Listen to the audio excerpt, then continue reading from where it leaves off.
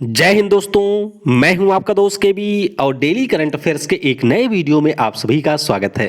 तो आज के इस वीडियो में हम 5 जनवरी 2021 से जो भी महत्वपूर्ण प्रश्न आपकी परीक्षाओं में पूछे जा सकते हैं उन सभी प्रश्नों को डिस्कस करेंगे। तो आइए इस वीडियो की हम शुरुआत करते हैं।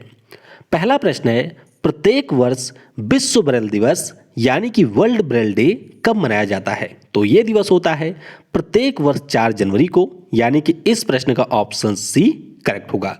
अब यह दिवस मनाया क्यों जाता है? तो ये जो दिवस है वह लुई ब्रेल साहब की जयंती होती है। लुई ब्रेल कौन थे? तो ये हमारे फ्रांस के एक इन्वेंटर थे और इन्हीं के द्वारा ब्रेल भाषा का आविष्कार किया गया था। ब्रेल लिपि या भाषा क्या है? तो यह एक ऐसी भाषा है जिसके माध्यम से जो हमारे दृष्टिबाधित लोग होते हैं, यानी कि जो देखने में सक्षम नहीं होते हैं, वह लोग इसकी मदद से पढ़ और लिख सकते हैं। तो इसीलिए इनके जन्मदिन को चिन्हित करने के लिए प्रत्येक वर्ष हम लोग 4 जनवरी को मनाते हैं विश्व ब्रेल दिवस, और ये इसका तीसरा संस्करण है, यानी कि तीसरी बार ये मनाया जा रहा है। 2019 में पहली बार विश्व ब्रेल दिवस को मनाया गया था। तो ध्यान रखेंगे, आपकी परीक्षा के लिए यह एक इंपॉर्टेंट प्रश्न रहेगा। इस वीडियो की जो पीडीएफ है वह आपको मिल जाएगी टेलीग्राम पर। तो टेलीग्राम पर आपको सर्च करना है केवी गुरुजी, जहां से आप इसके पीडीएफ को डाउनलोड कर सकते हैं। और वीडियो अगर आपको पसंद आता है तो इसे लाइक करने के साथ अपने सभी दोस्तों के साथ में शेयर जरूर करिएगा। अगला प्रश्न है, जनवरी 2021 में दिल्ली मेरठ आरआरटीएस के 5.6 किलोमीटर भूमिगत खंड का निर्माण का जो अनुबंध है वह किस कंपनी को दिया गया है? तो ये अनुबंध दिया गया है संघाई टनल इंजीनियरिंग कंपनी लिमिटेड को, यानी कि इस प्रश्न का ऑप्शन डी करेक्ट होगा। तो अगर आपको याद हो तो हम लोगों ने इससे पहले भी रैपिड रीजनल ट्रांजिट सिस्टम के बारे में डिस्कस किया था, जो कि दिल्ली से मेरठ को जोड़ेगा और इसकी लंबाई होगी कुल 82 किलोमीटर। तो यहाँ पर ये जो पूरा 82 किलोमीटर का ट्रैक है, इसके लिए कई सारे फॉरेन बैंक ने हमें ऋण भी दिया है, जैसे कि एक हमारा न्यू डेवलपमेंट बैंक है, एक हमारा AIIB है यानी कि Asian infrastructure development bank, Asian infrastructure and investment bank है, इसके अलावा है ADB। तो ये 3 अंतर्राष्ट्रीय बैंक हैं जिन्होंने इसके लिए भारत सरकार को ऋण भी दिया है। अब यहीं पर जो हमारा ये 82 किलोमीटर लंबा मार्ग होगा, ये आप देखिए यहाँ पर ये मार्ग है, यहाँ से शुरू होगा दिल्ली से और ये जाएगा मेरठ तक। तो इसी मार्ग में न्यू अशोकनगर से आनंद विहार के बीच में एक हमारा भूमिगत खंड होगा, यानी कि यहाँ पर जो ट्रैक होगा वह जमीन के अंदर बनाया जाएगा और इसी के लिए अभी नीलामी का आयोजन किया गया था। यानी कि जब इस प्रकार के गवर्नमेंट प्रोजेक्ट होते हैं तो उसका निर्माण किस कंपनी के द्वारा किया जाना है, इसके लिए होती है नीलामी, और उस नीलामी के दौरान जो भी कंपनी सबसे कम बोली लगाती है उसको यहाँ पर कॉन्ट्रैक्ट दिया जाता है। तो हमारे देश की भी कंपनियां थीं, चीन की संघाई टनल इंजीनियरिंग भी इसमें शामिल थी और सबसे कम बोली लगा करके इसने इसे जीत लिया है, यानी कि अब इसका निर्माण किया जाएगा संघाई टनल इंजीनियरिंग लिमिटेड के द्वारा। तो काफ़ी ज़्यादा भारत में इसका विरोध भी हो रहा है। एक तरफ जो लद्दाख रीजन है वहाँ पर दोनों देशों की सेनाएं काफ़ी समय से आमने सामने हैं और एक तरफ हम देख रहे हैं कि जो चीन की कंपनी है उसे यहाँ पर कॉन्ट्रैक्ट मिल गया है। तो बस आप ध्यान रखेंगे कि 5.6 किलोमीटर का जो ये रीजन है इसका निर्माण संघाई टनल इंजीनियरिंग के द्वारा किया जाना प्रस्तावित है। तो देखते हैं कि आगे इसमें क्या होगा। अगला प्रश्न है, केंद्रीय मंत्री नरेंद्र सिंह तोमर ने किस शहर में अपनी तरह के पहले एग्री इंडिया हैकाथॉन 2020 का उद्घाटन किया है? तो इसका उद्घाटन किया गया दिल्ली में। तो इस प्रश्न का ऑप्शन ए करेक्ट होगा। तो आपको यह ध्यान रखना है कि जो हमारे नरेंद्र सिंह तोमर हैं इनके पास में वर्तमान में 3 मंत्रालय हैं। एक तो हमारा है कृषि और किसान कल्याण मंत्रालय, दूसरा है ग्रामीण विकास और पंचायती राज मंत्रालय, तीसरे का इन्हें एडिशनल चार्ज मिला है। तो उस मंत्रालय का नाम आपको नीचे कमेंट सेक्शन में बताना है। तो चलिए अब हम थोड़ा सा जानते हैं कि एग्री इंडिया हैकाथॉन 2020 है क्या। तो इसके बारे में आपको ये ध्यान रखना है कि हमारे देश में जो कृषि होती है उसमें हम लोग किस प्रकार से जो नई पीढ़ी की टेक्नोलॉजी है उसको शामिल कर सके, इसके अलावा कृषि के क्षेत्र में इनोवेशन को बढ़ावा दे सकें, उसके लिए यह एक प्रकार का कंपटीशन है, यानी कि यह एक प्रकार की प्रतियोगिता है जिसमें जो भी हमारे इन्वेंटर हैं या जो भी हमारे इस प्रकार के टेक्नोलॉजी को यूज करने वाले लोग हैं वे इसमें शामिल होंगे। और इसके अंतर्गत जो भी विजेता होंगे उनको 1 लाख रुपए का पुरस्कार दिया जाएगा। तो ध्यान रखिएगा, 2 माह के लिए ये जो पूरा प्रोग्राम है उसका आयोजन किया जा रहा है। आयोजन कौन करवा रहा है, तो यह भी आपके लिए महत्वपूर्ण है। तो Indian agricultural research institute, Indian council for agricultural research और कृषि विभाग के द्वारा इसका आयोजन दिल्ली में करवाया जा रहा है। तो इसके बारे में आप ध्यान रखेंगे और जो भी पार्टिसिपेट हैं वो mygov.in नाम की जो वेबसाइट है उसके ऊपर विजिट करके यहाँ पर अप्लाई कर सकते हैं। अगला प्रश्न है, रक्षा मंत्रालय ने किस कंपनी के साथ 4th जनरेशन के 10 Linux U2 fire control system की खरीद के लिए समझौता किया है? तो ये समझौता किया है यहाँ पर भारत इलेक्ट्रॉनिक्स लिमिटेड के साथ में।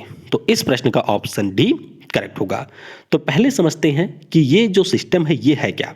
तो यहाँ पर आपको पहले ध्यान रखना है कि हमारी जो नौसेना है उसके लिए यहाँ पर रक्षा मंत्रालय ने भारत इलेक्ट्रॉनिक्स लिमिटेड के साथ में समझौता किया है।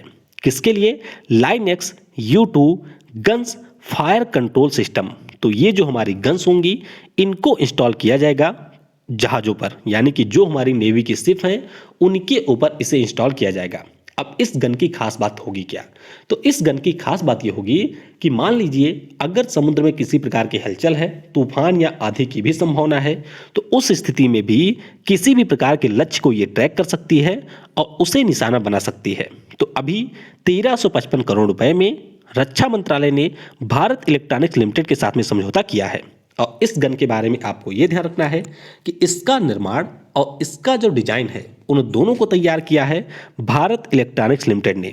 और इससे पहले भी हमने डिस्कस किया था कि जो डैजलर गन है, यानी कि जो हमारी नौसेना ने परचेज किया है, उसके लिए भी समझौता किया गया था भारत इलेक्ट्रॉनिक्स लिमिटेड के साथ में। तो फिलहाल आप ध्यान रखेंगे कि Linux U2 fire control system ये हमारी भारतीय नौसेना के लिए भारत इलेक्ट्रॉनिक्स लिमिटेड से खरीदा जाएगा। अगला प्रश्न है, केंद्र सरकार ने केरल राज्य के किस राष्ट्रीय पार्क के बाउंड्री को इको सेंसिटिव जोन घोषित करने के लिए अधिसूचना जारी की? तो ये अधिसूचना जारी की गई है मथिकट्टम शोला राष्ट्रीय पार्क के लिए। तो इस प्रश्न का ऑप्शन सी करेक्ट होगा। अब पहले तो आपको थोड़ा सा ये समझना है कि इको सेंसिटिव जोन होते क्या है। तो ये हमारे एक ऐसे क्षेत्र होते हैं जिनकी घोषणा भारत के वन, पर्यावरण और जलवायु परिवर्तन मंत्रालय के द्वारा की जाती है। मान लीजिए कोई हमारा रीजन है, जैसे कि मान लेते हैं ये हमारा रीजन है और इसको भारत सरकार के द्वारा या फिर जो हमारे यहाँ का पर्यावरण मंत्रालय है उसके द्वारा इको सेंसिटिव जोन घोषित कर दिया गया।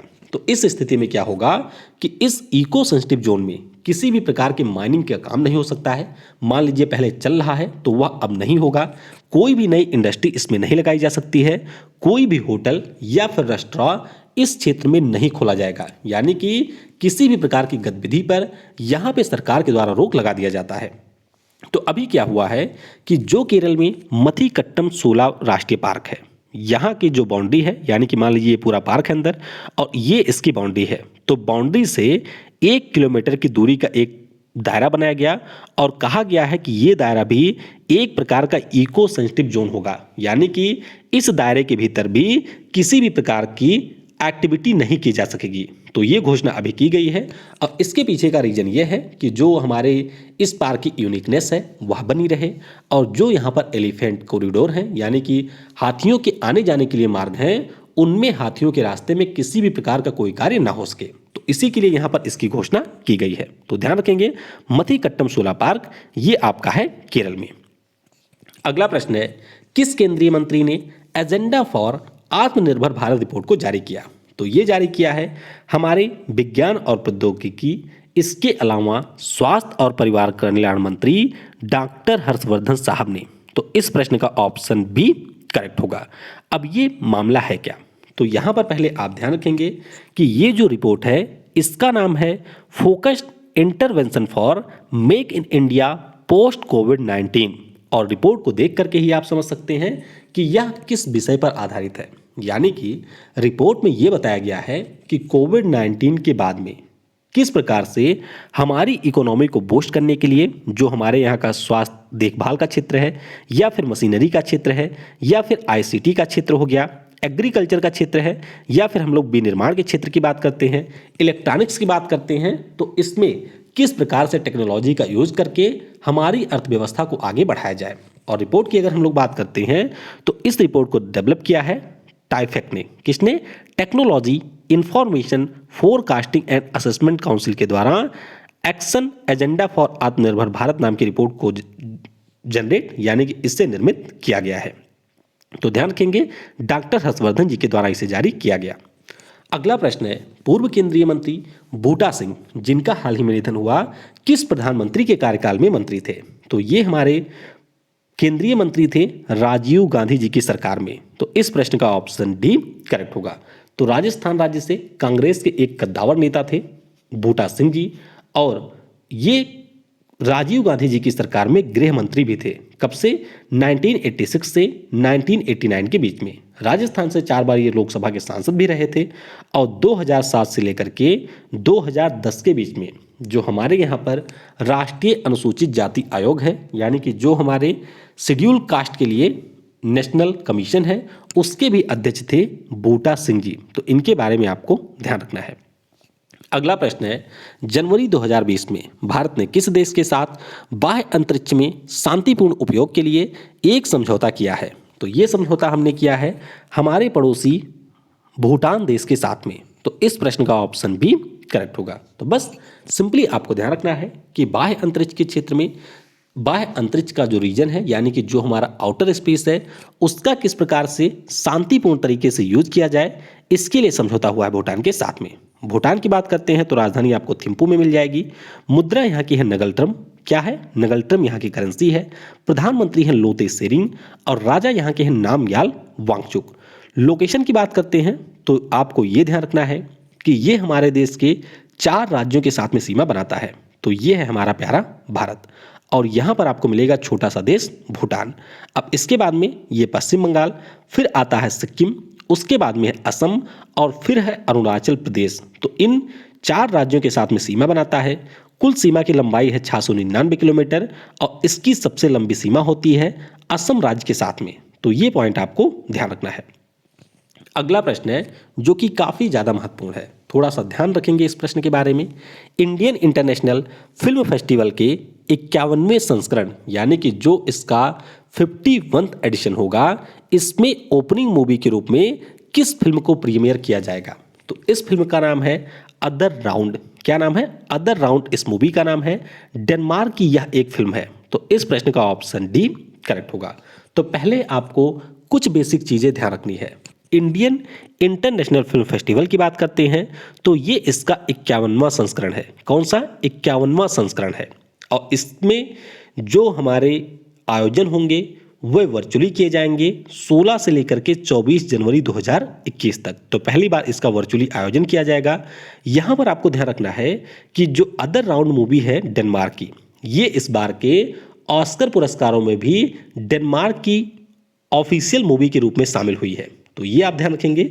इस मूवी के निर्देशक है थॉमस विंटरवर्ग। तो थोड़ा सा आपको यहाँ पर डायरेक्टर के बारे में भी ध्यान रखना है। अगर हम लोग इस फेस्टिवल के समापन समारोह की बात करें तो उसमें जापान की एक मूवी है जिसका नाम है वाइफ ऑफ ए स्पाई, जिसे डायरेक्ट किया है कियोशी कुरोसावा ने। इसे प्रीमियर किया जाएगा। तो कौन सी हमारी ओपनिंग मूवी होगी, कौन सी हमारी अंत में प्रीमियर होगी, इनके बारे में आपको ध्यान रखना है। बाकी ऊपर की 2 फिल्मों के बारे में बात करते हैं, यानी कि जल्लीकट्टू और सेमलेस। तो इन दोनों के बारे में आप ये ध्यान रखेंगे कि ये दोनों जो हमारे फिल्म हैं, इनको इस वर्ष भारत की तरफ से ऑस्कर पुरस्कारों के लिए भेजा गया है, यानी कि ये हमारे देश की ऑफिशियल प्रविष्टि हैं ऑस्कर पुरस्कारों के लिए। अगला प्रश्न है, हाल ही में मयिलादुतुरई तमिलनाडु का किस नंबर का नया जिला बना है? तो ये यहाँ का 38वें नंबर का नया जिला बना है। तो इस प्रश्न का ऑप्शन बी करेक्ट होगा। और अगर आपको याद हो तो पिछले साल भी हम लोगों ने मार्च या अप्रैल के महीने का जो करंट अफेयर्स था उसमें इसके बारे में डिस्कस किया था। तो आपको बस ये ध्यान रखना है कि ये 38वां जिला बन गया है तमिलनाडु राज्य का। किससे अलग हुआ है? तो नागपट्टिनम नाम का जो जिला है, यहाँ पर आप देखेंगे ये है नागपट्टिनम नाम का जिला। तो इसी से अलग होकर के मयिलादुतुरई यहाँ का एक नया जिला बना है। और पिछले अगर हम लोग 2 सालों की बात करें तो कई सारे नए जिले बने हैं तमिलनाडु में, जैसे कि बेल्लौर जिले से अलग होकर के 2 जिले बने, एक था रानीपत, एक था तिरुपत्तूर। उसके बाद में जुलाई 2019 में जो यहाँ का तिरुवनबेली जिला है, इससे नया जिला तेनकासी बना, और कांचीपुरम नाम का जो जिला है, इससे बना था चेंगलपत्तू। तो ये आप ध्यान रखेंगे कि अब 38 जिलों की संख्या हो गई है तमिलनाडु राज्य में। अगला प्रश्न है, जनवरी 2021 में किस राज्य की सरकार ने तमिलनाडु की भाषा और संस्कृति को बढ़ावा देने के लिए तमिल अकादमी की स्थापना की?